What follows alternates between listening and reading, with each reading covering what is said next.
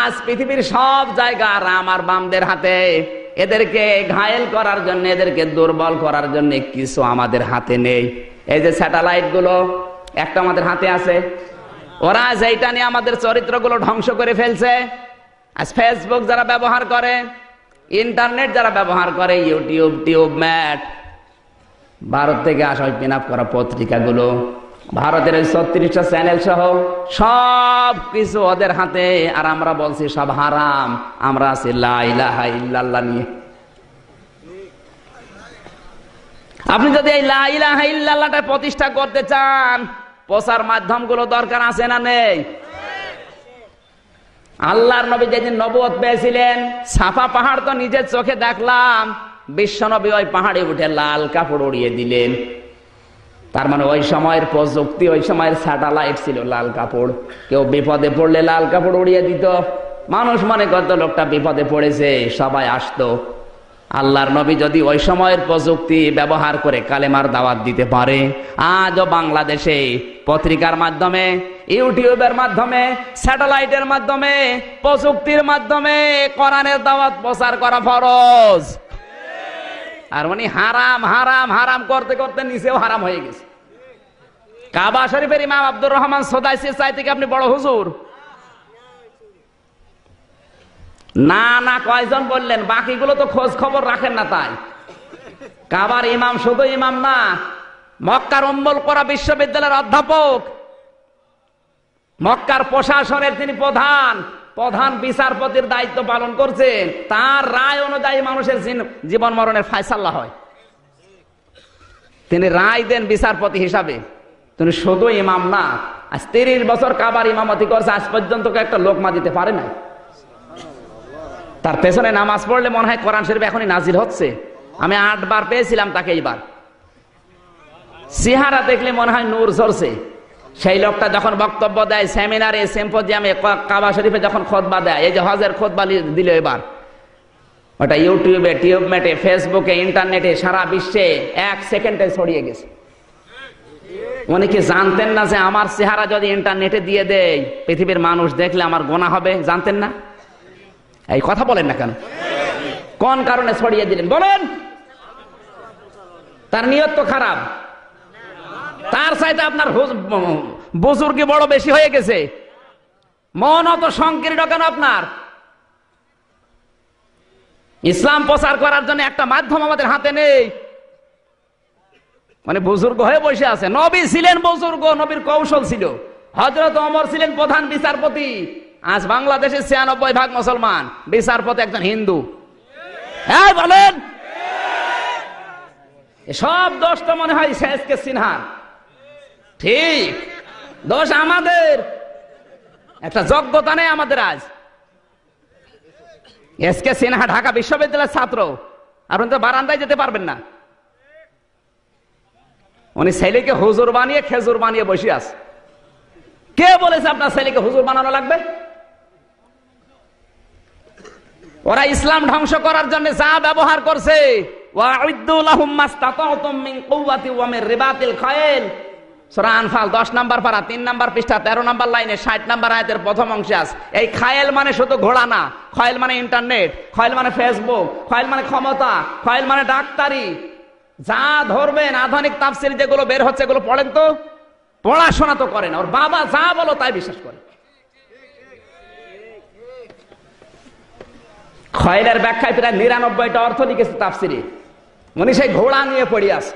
ঘোড়া এখন চলে, এখন চলছে ইন্টারনেট, এখন চলছে কম্পিউটার, এখন চলছে কামান, এখন চলছে অ্যাটম বোম। এইগুলো আজ হাতে নেওয়া দরকার। আজ একটা ডাক্তার আমাদের হাতে নেই। আছে ডাক্তার? সব ডাক্তার এখন রামবামদের ছেলে মেয়েরা। আর আমরা আঙ্গুল চুষছি। ছেলেকে হুজুর বানিয়ে একটা খেজুর মসজিদে বসিয়ে রেখেছি। কি হবে ও হুজুর দিয়ে? পৃথিবী পরিবর্তনের জন্য যে সমস্ত সিস্টেম গুলো হাতে নেওয়া লাগবে। শুধু দাড়ি মুখে নিয়ে, জব্বা গায়ে দিয়ে, পাগড়ি আতা মাথায় নিয়ে পীর হওয়ার নাম ইসলাম না। আপনার একটা যোগ্যতা নেই, কি দিয়ে চালাবেন দুনিয়া বলেন? বাংলাদেশের একটা ডিসি আমাদের হাতে নেই, একটা এসপি নেই, একটা ওসি নেই, একটা টিওনো নেই, একটা ডাক্তার নেই, একটা ইঞ্জিনিয়ার নেই, একটা বৈজ্ঞানিক নেই, একটা পাইলট নেই, কিচ্ছু নেই, উনি শুধু সুবহানাল্লাহ নিয়ে আসে। মায়েরও খেয়েছে সেরকম। নবীজি বদরের ময়দানে যাওয়ার সময় সাহাবীদেরকে বললেন, অস্ত্র নেই কার কার? বলছে, হুজুর আমার। এদিকে আসো, খেজুর গাছের বাকল নিয়ে আস। খেজুর গাছের বাকল হাতে ধরিয়ে বলছে, এটা অস্ত্রের মতো কাজ হবে। ময়দানে যাওয়ার সময় খালি হাতে না, খেজুর গাছের বাকল নিয়ে হলে যাওয়া লাগবে। আর উনি ময়দানে গেছে তসবিহ নিয়ে। একটা কথা ভুল প্রমাণ করেন তো করেন, কোন কারণে আপনি তসবিহ নিয়ে আসবেন? ওরা কামান নিয়ে আসতেছে, ওরা অ্যাটম বোম নিয়ে আসছে, আর উনি তসবিহ নিয়ে সুবহানাল্লাহ পড়ছে। 60 করে ফেলবেন মেরে। এই নবী যাইতে আপনি বড় বুজুর্গ, নবী জানতেন না যে বদরের ময়দানে ওরা আসতেছে সাজগজ করে, আমরা একটু তসবিহ নিয়ে যাই? পারতেন না? কোন কারণে? অস্ত্র নেই, তারপরও বলে খেজুর গাছের বাকল নিয়ে আস। ইসলাম বলতে ইসলামের হর্ষায়ও বোঝে না। এখন যদি বলেন হুজুর আপনি বেশি বোঝেন, আমি বেশি না, ইসলাম নেওয়া লাগবে মক্কা মদিনা থেকে। আপনি নিজে ইসলাম বানাবেন, ওর নাম ইসলাম না। মক্কা মদিনায় রাসূল যা করেছেন ওইটাই ইসলাম, নাকি আপনি বেশি বোঝেন? ছেলেকে ডাক্তার বানাতে হবে, বগুড়ার লোকেরা কান খাড়া করে শোনেন, ইসলাম প্রতিষ্ঠা করার জন্য, প্রচার করার জন্য, প্রসার করার জন্য আপনার ছেলে যদি ডাক্তার হয়, ইঞ্জিনিয়ার হয়, বৈজ্ঞানিক হয়, ডিসি হয়, একটা ডিসি বানাতে যত টাকা খরচ হয়েছে আপনার 10 লাখ 20 লাখ 20 লাখ টাকা আল্লাহর রাস্তায় দান করা সওয়াব হবে। কিন্তু প্রথমে তাকে কোরআনের জ্ঞান শিক্ষা দিয়ে নেবেন।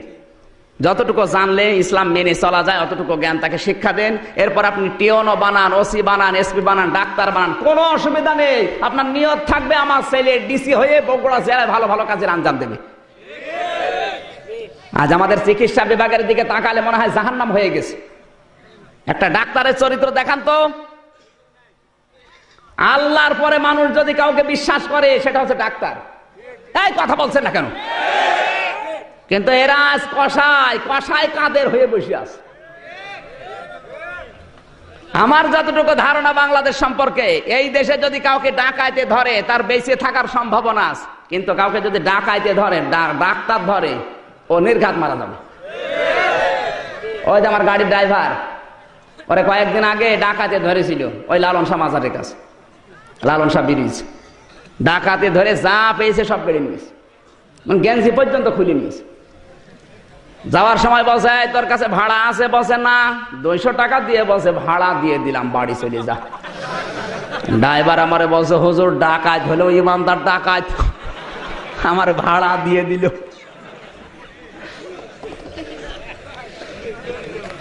আর একটা ভালো মানুষ নিয়ে যান ডাক্তারের কাছে, পেট কেটে খুঁতো করে দেবে, চাটি বাটি ঘটি বাটি বিক্রি করে নিয়ে যাবেন, সব তো নেবেই নেবে, বাড়ি আসার সময় ভাড়া দেবে। কারণ ডাক্তার তো ওই রকম ডাক্তার বানাতে পারি না। আজ ডাক্তার গুলো যদি আমরা তৈরি করতে পারতাম রাজশাহীর ডাক্তার ফাতেমা সিদ্দিকার মতো, ফরিদপুরের ডক্টর শাহিন জর্দারের মতো, চট্টগ্রামের ডক্টর আব্দুল মুবিনের মতো, এই সমস্ত ডাক্তার উপহার দিতে পারলে চিকিৎসা বিভাগ হয়ে যেত দুর্নীতি মুক্ত। আর এমন ডাক্তার পেয়েছি, হাত ধরার পরে 1000 টাকা বিল, 5টা রিপোর্ট, কোন জায়গায় দেখাতে পারবা না, আমার জায়গায় দেখি আবার নিয়ে আস। এইরকম ডাক্তার আছে না? আছে মানে ডাক্তার না, ছেলে কার আপনি হিসাব করে দেখেন, ওর বাবার আমার বাম। এই জন্য বলছি শুধু হুজুর বানানোর দরকার নেই, কোনো দরকার নেই হুজুর বানানোর, হুজুর অনেক আছে। আজ পৃথিবী পরিবর্তনের জন্য ভালো মানুষ দরকার। ওরা যেইটা ইসলামের বিপক্ষে কাজে লাগাচ্ছে ওইটাকে ইসলামের পক্ষে উল্টিয়ে কাজে লাগাতে হবে। এই স্যাটেলাইট, এই মিডিয়া, আপনি ডাক্তারি বিভাগ বলেন, ইঞ্জিনিয়ার বলেন, বৈজ্ঞানিক বলেন, পাইলট বলেন, সব জায়গায় এখন ওরা 2 নাম্বার করে ফেলেছে। আমরা যদি এখন উল্টিয়ে ওইটা ইসলামের পক্ষে কাজে লাগাতে পারি, ইসলাম উপরে উঠবে না নিচে নামবে? এই সহজ সহজ কথাগুলো বোঝেন না কোন কারণে? আপনি তাকওয়া অর্জন করে বসে আছেন, ওর নাম তো তাকওয়া না। নবীজির কৌশল ছিল, আপনার কিচ্ছু নেই, তাহলে নবীর চাইতে আপনি বড় বুজুর্গ? এবার আমি হাদিস দিয়ে বলছি তাকওয়া কাকে বলে। কষ্ট হচ্ছে? 2টা বেজে যাচ্ছে, তা মানুষের কষ্ট হচ্ছে না? মানে তাকওয়ার যতগুলো অর্থ আমি দেখেছি, এই কান লাগান। তাকওয়ার যতগুলো অর্থ আমি দেখেছি, তাকওয়ার 1 নাম্বার অর্থ একটা একটা করে আমি 99টা বলছি। এই কান লাগান না, আপনাদের মন নেই। এই ওঠাউঠি করে এরা কারা? পেশাব করবে, পেশাব বাদ দিয়ে অন্য কারণে ওঠে, ওর খবর আছে। ক্লাস 3 পড়ে, ক্লাস 3 একটা ছেলে বই খাতা ব্যাগ নিয়ে এসে হেডমাস্টারের কাছে বলছে, স্যার হয় ছুটি দেন না আমি গেলাম। ওরে ছুটি দেওয়া লাগবে। স্যার দেখছে ও ছুটি দিলেও যাবে না দিলেও যাবে, কারণ যে পজিশন নিয়ে এসে দাঁড়িয়ে আছে। পরে খোঁজ খবর নিয়ে দেখা যাচ্ছে ওর রোল নাম্বার 82। ক্লাসে ছাত্র 82টা, রোল নাম্বার 82। ও খুব ভালো ছাত্র, ওর জীবনের কোনো উদ্দেশ্য নেই, এমনি ও তো যাবেই, ও ছুটি দিলেও যাবে। এখানে পোশাক পায়খানা বাদ দিয়ে যদি কোরআন ভালো লাগছে না এই মনে করে কেউ চলে যায়, ওর রোল নাম্বার কত? এখন দেখেন কোনটা ওঠে, যেইটা উঠবে বুঝবেন রোল নাম্বার 82। আগে জিজ্ঞাসা করেন, ভাই আপনি যাচ্ছেন কোথায়? তাকওয়ার 1 নাম্বার অর্থ শোনেন। তাফসিরে মুফাসসির লিখেছেন, যেখানে যে যে দায়িত্ব পাবে ওই দায়িত্বটা সঠিকভাবে পালন করার নাম হচ্ছে তাকওয়া। কথা বোঝা যায়নি? এই যে এখানে সভাপতির নাম দেখলাম, আলিম মাদ্রাসার সহকারী মাওলানা, ওনার সরকার 8 ঘন্টা ডিউটি কিনে নিয়েছে। ওই 8টা ঘন্টা ছেলে মেয়েদেরকে মানুষ করার জন্য তাদের পেছনে শ্রম দিতে হবে, এইটাই হচ্ছে তার তাকওয়া। এইরকম তাকওয়া যদি দেশের মানুষ সবাই পালন করে, কোনো আতঙ্ক থাকে আর? এবার হাদিস শরীফ থেকে বলছি আমি, বিশ্বনবী মসজিদে নববীতে নামাজ পড়ে ঘুরে বসলেন। ফজরের নামাজের পরে বললেন, সাহাবীরা আমি একটা হাদিস তোমাদেরকে শোনাবো, কান লাগাও। সবাই কান পেতে আছে। বিশ্বনবী বলেন, বনি ইসরায়েলের 3 যুবক কোথাও রওনা হয়েছে। হঠাৎ বৃষ্টির কবল থেকে বাঁচার জন্য তারা এক পাহাড়ে আশ্রয় নিয়েছে। পাহাড়ের ভেতরে ঢোকার সঙ্গে সঙ্গে উপর থেকে একটা পাথর গড়তে গড়তে এসে পাথরের মুখ গেছে আটকিয়ে। 3 জন মিলে ঠেলা আরম্ভ করে, কিন্তু নড়ে না পাথর। শেষ পর্যন্ত ওরা সিদ্ধান্ত নিয়েই ফেলেছে, এখানে চেল্লা পাল্লা করলে কেউ আসবে না, কারণ মরুভূমি এলাকা। 100 কিলো 200 কিলো চলে যাবেন, কোনো বাড়ি ঘর নেই, শুধু পাথর, পাহাড় আর বালি আর মরুভূমি, কিচ্ছু নেই। আওয়াজ দিলে তো কেউ আসবে না, মারা ছাড়া উপায় নেই। বাধ্য হয়ে 3 জন নিজেদের জীবনের দিকে তাকিয়েছে। এই কান লাগান, এখানে একটা শিক্ষা আছে। আমি শুধু হাদিস বলি না, যেখানে যা বলি ওখান থেকে শিক্ষা বের করি। তারা 3 জন মিলে কিন্তু দোয়া করতে পারতেন, আল্লাহ তুমি আমার বাবার ওসিলায় মাফ করো, পারতেন না? পৃথিবীতে কারো ওসিলা নিয়ে দোয়া করা জায়েজ নেই। অনেকে আজ দোয়া করে, খাজা বাবার ওসিলায় মাফ করো। হাদিস শরীফের ভেতরে দেখেছি, কেউ যদি বিপদে পড়ে আরো যদি দোয়া করতে যায়, ওর জীবনের যেই কাজটা আল্লাহর ভয়ে হয়েছে ওই কাজের ওসিলা দিয়ে দোয়া করা দরকার। আল্লাহ ওই কাজটা আমি তোমার ভয়ে করেছিলাম, মেহেরবানি করে বিপদ থেকে আমারে বাঁচাও। নবীজি বলেন, যদি এইভাবে দোয়া করে আশা করা যায় আল্লাহ ওর দোয়া কবুল করতেও পারে।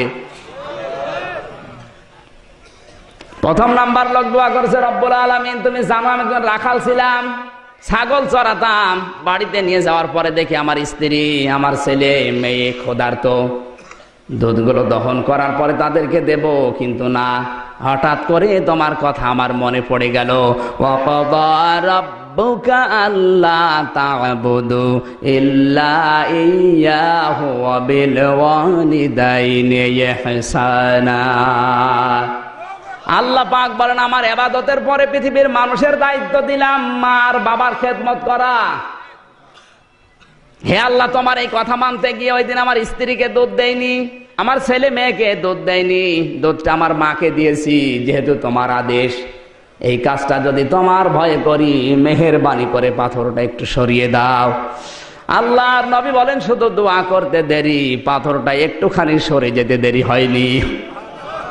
শুধু সুবহানাল্লাহ বলার জন্য এখানে শিক্ষা আছে। বনি ইসরাইলের যুবক হাজার হাজার বছর আগে মায়ের খেদমত করে 3 জন মিলে যে পাথর নড়ানো যায় না, মায়ের হক আদায় করার কারণে যদি পাথর পর্যন্ত আল্লাহ নড়িয়ে দিতে পারে, আজ আমাদের জীবনে যাদের হতাশার পাহাড়, দুঃখের পাহাড়, অন্ধকারের পাহাড় জমা হয়ে আছে, এই পাথরগুলো যদি আমরা সরাতে চাই, মা বাবার খেদমতের বিকল্প কিচ্ছু না। এই পুরা কোরআন শরীফের ভেতরে যেখানে এই মা বাবার নাম, সেখানে আল্লাহ নিজে বলেন আমি ব্যাখ্যা করে দিলাম। অন্য কোন মানুষের নাম দেখান তো যেখানে আল্লাহ নিজে ব্যাখ্যা দিয়েছেন। কোন মানুষের নাম নেই, শুধুমাত্র মা বাবার নাম যেখানে আল্লাহ দিয়েছেন, সঙ্গে সঙ্গে আমার আল্লাহ নিজের থেকে ব্যাখ্যা দিয়েছেন। আমার ভাইরা, এই মা বাবা ডিলেট হয়ে যাচ্ছে। অধিকাংশ পরিবারে মা বাবা ডিলেট হয়ে নতুন মা বাবা যোগ হচ্ছে।